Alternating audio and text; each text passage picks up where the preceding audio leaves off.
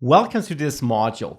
In the previous module, we learned the base syntax of React, and you learned how you create React apps, how you create components, and how you work with JSX to render something to the screen.